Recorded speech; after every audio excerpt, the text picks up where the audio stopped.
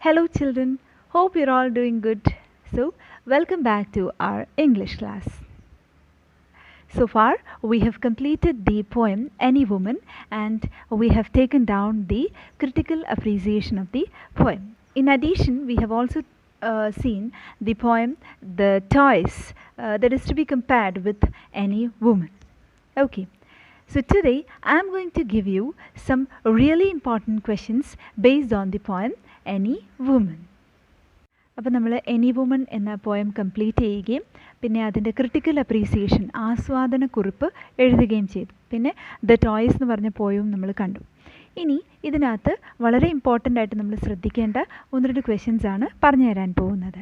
അതായത് ഈ any woman എന്ന കവിതയിൽ നിന്നും നിങ്ങൾക്ക് ഡയറക്റ്റായിട്ട് എസ്സേ മാത്രമല്ല ചോദിക്കുന്നത്. ആ കവിതയുടെ ഒരു പോർഷൻ നമുക്കിങ്ങോട്ട് തന്നിട്ട് ആ ഭാഗം എക്സ്പ്ലെയിൻ ചെയ്യാനായിട്ട് ചോദിക്കാം, അല്ലെങ്കിൽ അതിൻ്റെ ഏതെങ്കിലും ഒരു വരി എക്സ്പ്ലെയിൻ ചെയ്യാനായിട്ട് ചോദിക്കാം, അല്ലെങ്കിൽ അതിൻ്റെ ഏതെങ്കിലും ഒരു വേർഡ് എക്സ്പ്ലെയിൻ ചെയ്യാൻ ചോദിക്കാം. അതുമല്ല എങ്കിൽ ചിലപ്പം പോയറ്റിക് ഡിവൈസ് കണ്ടുപിടിക്കാനായിട്ട് ചോദിക്കാം. അങ്ങനെ പലതരത്തിലായിരിക്കാം ഈ ഒരു പാഠത്തിൽ നിന്നും ക്വസ്റ്റ്യൻസ് ചോദിക്കുന്നത്. അപ്പോൾ അതിൻ്റെ ഒന്ന് രണ്ട് ഉദാഹരണങ്ങൾ നിങ്ങൾക്ക് തരാൻ ഞാൻ ആഗ്രഹിക്കുകയാണ്. പിന്നെ നമ്മുടെ ടെക്സ്റ്റിനകത്ത് തന്നെ ചോദിച്ചിട്ടുണ്ട് റൈറ്റ് എ പാരഗ്രാഫ് അല്ലെ പ്രിപ്പയർ എ റൈറ്റപ്പ്. അതും നമുക്ക് ഈ പോയത്തിൽ നിന്നും പ്രതീക്ഷിക്കാം. അപ്പോൾ ഒന്ന് രണ്ട് ടെക്സ്റ്റൽ ക്വസ്റ്റ്യൻസും കൂടെ ഡിസ്കസ് ചെയ്യാനായിട്ട് ഞാൻ ആഗ്രഹിക്കുകയാണ്. അപ്പോൾ എല്ലാവരും ഈ നോട്ട്സ് ഒന്ന് എഴുതിയെടുക്കുക, വളരെ ഇമ്പോർട്ടൻ്റ് ആണ്. ഇത് തന്നെ ചോദിക്കും എന്നല്ല പറഞ്ഞത്, ഇതുപോലത്തെ ക്വസ്റ്റ്യൻസ് ആയിരിക്കും ചോദിക്കുന്നത്. അപ്പോൾ ഇതെങ്കിലും ഒന്ന് നിങ്ങൾ കണ്ട് പരിചയപ്പെട്ടിരിക്കുന്നത് വളരെ ഉപകാരമായിരിക്കും. ഓക്കെ, അപ്പോൾ നമുക്ക് ക്വസ്റ്റ്യൻസ് നോക്കാം. പോയത്തിലെ ഒരു പോർഷൻ തന്നിട്ട് അതിനെ എക്സ്പ്ലെയിൻ ചെയ്യുന്ന തരത്തിലുള്ള ക്വസ്റ്റ്യനാണ് ആദ്യത്തേത്. I am the pillars of the house, the keystone of the arch am I. Take me away and roof and wall would fall to ruin me utterly. The first question is, explain the expression pillars of the house. Pillars of the house എന്നതുകൊണ്ട് കവി എന്താണ് ഉദ്ദേശിച്ചിരിക്കുന്നത്? The pillars of the house denotes that woman is the backbone of the family. ഈ expression കൊണ്ട് ഉദ്ദേശിച്ചിരിക്കുന്നത് സ്ത്രീ ഒരു കുടുംബത്തിൻ്റെ നട്ടെല്ലാണ് എന്നതാണ്. ഇത്രയും എഴുതിയാൽ മതി ഒരു മാർക്കിന്. Next question, comment on the given stanza. ഈ തന്നിരിക്കുന്ന സ്റ്റാൻസയിൽ നിങ്ങൾ മനസ്സിലായ രീതിയിൽ അതിനെ ഒന്ന് എക്സ്പ്ലെയിൻ ചെയ്യുക. The opening stanza of Any Woman implies that woman is the backbone of the family. അപ്പം ഇതിൻ്റെ എനി വുമൻ്റെ ഓപ്പണിംഗ് സ്റ്റാൻസയാണ് സ്ത്രീ കുടുംബത്തിൻ്റെ നട്ടെല്ലാണ് എന്നാണ് പറയുന്നത്. She is the keystone that supports the whole family. ഒരു കുടുംബത്തെ മുഴുവൻ താങ്ങി നിർത്തുന്ന ഒരു ആണിക്കല്ലാണ് സ്ത്രീ എന്ന് പറയുന്നത്. Without her the family would get ruined. അവളില്ല എങ്കിൽ ആ കുടുംബം തന്നെ തകർന്നു പോകും. അപ്പം 2 മാർക്കിന് ഒരു 2 സെൻറ്റൻസ് അല്ലെങ്കിൽ 3 സെൻറ്റൻസ് മാക്സിമം എഴുതിയാൽ മതി. മാർക്ക് നോക്കിയിട്ട് വേണം നമ്മൾ എഴുതാൻ, കേട്ടോ. ഇനി അടുത്ത question, I am their wall against all danger, their door against the wind and snow, thou whom a woman laid in a manger, take me not till the children grow.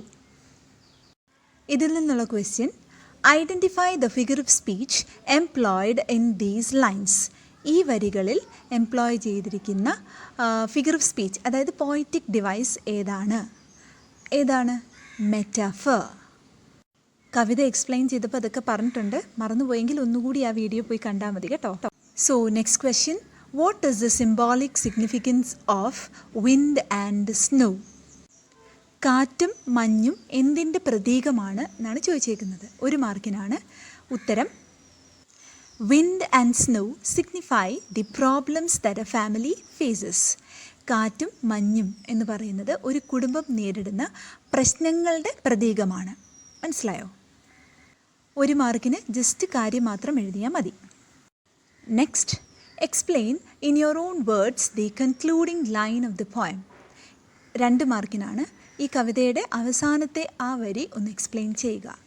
The concluding line shows the selfless love of A mother.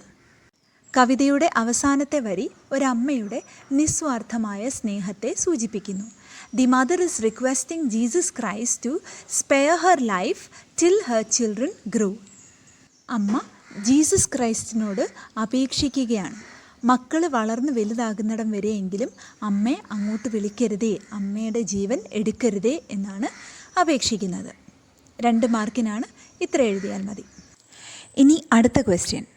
Right in a paragraph or prepare a writeup. ഇതിലേത് രീതിയിൽ വേണേലും ചോദിക്കാം. നമ്മുടെ text ബുക്കിനകത്ത് തന്നെയുള്ള ക്വസ്റ്റ്യനാണ്. Woman the focal point of the family.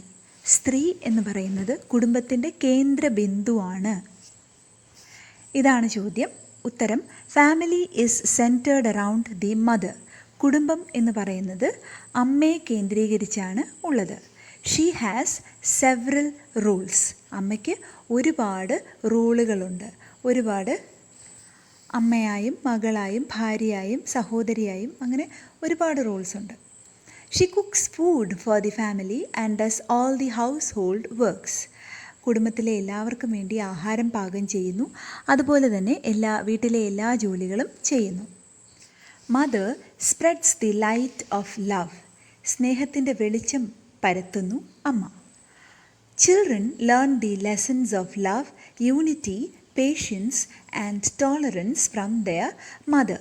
അമ്മയിൽ നിന്നാണ് കുഞ്ഞുങ്ങൾ സ്നേഹത്തിൻ്റെയും ഒരുമയുടെയും ക്ഷമയുടെയും സഹനത്തിൻ്റെയും ഒക്കെ പാഠങ്ങൾ പഠിക്കുന്നത്. ഇവിടെ യൂണിറ്റിയുടെ യു അറിയാതെ ക്യാപിറ്റലായിട്ടുണ്ട്, അതിൻ്റെ ആവശ്യമില്ല കേട്ടോ.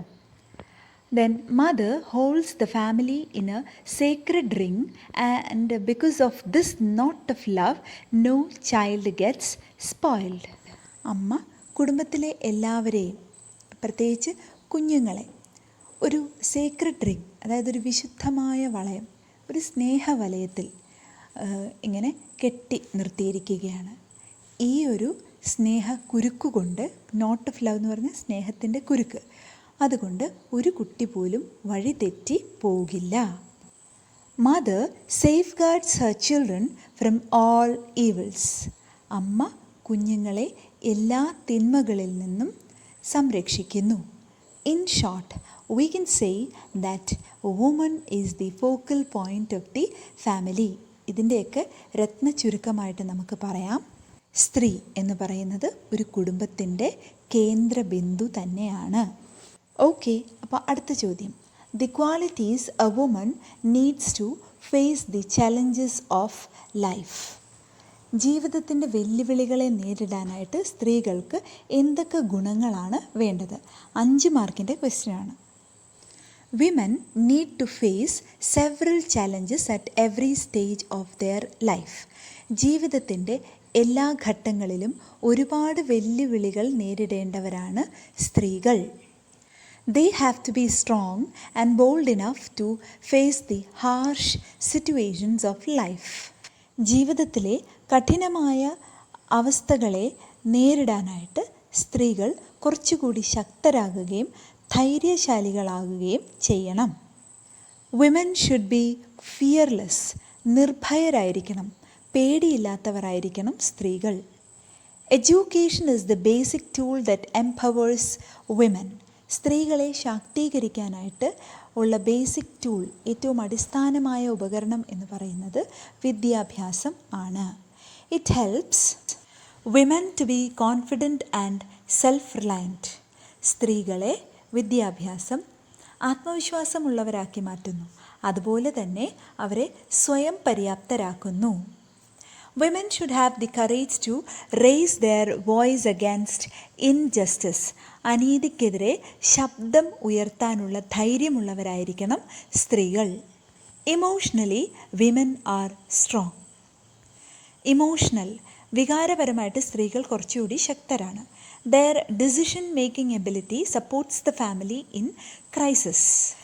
ശരിയായ തീരുമാനമെടുക്കാനുള്ള സ്ത്രീകളുടെ കഴിവാണ് കുടുംബത്തെ പ്രതിസന്ധി ഘട്ടങ്ങളിൽ സപ്പോർട്ട് ചെയ്യുന്നത്. Leadership qualities can be developed so that they can lead the world. Leadership qualities അതായത് നേതൃത്വം വഹിക്കാനുള്ള കഴിവ്, അത് സ്ത്രീകളിൽ വികസിപ്പിച്ചെടുക്കുകയാണെങ്കിൽ തീർച്ചയായും സ്ത്രീകൾക്ക് ഈ ലോകത്തെ തന്നെ നയിക്കാനുള്ള കഴിവുണ്ടാകും. ഓക്കെ, അപ്പോൾ ഇത്രയും എഴുതിയാൽ മതി 5 മാർക്കിന്. ഇതാണ് ഞാൻ തരാൻ ഉദ്ദേശിക്കുന്ന കുറച്ച് ക്വസ്റ്റ്യൻസ്. ഇതൊക്കെ എല്ലാവരും കൃത്യമായിട്ട് എഴുതിയെടുക്കുക. അപ്പോൾ നമ്മൾ ഡിസ്കസ് ചെയ്ത ക്വസ്റ്റ്യൻസ് എല്ലാം എല്ലാവർക്കും മനസ്സിലായി എന്ന് വിശ്വസിക്കുന്നു. ഇനി അടുത്ത ചാപ്റ്ററുമായിട്ട് നമുക്ക് കാണാം. Okay, by.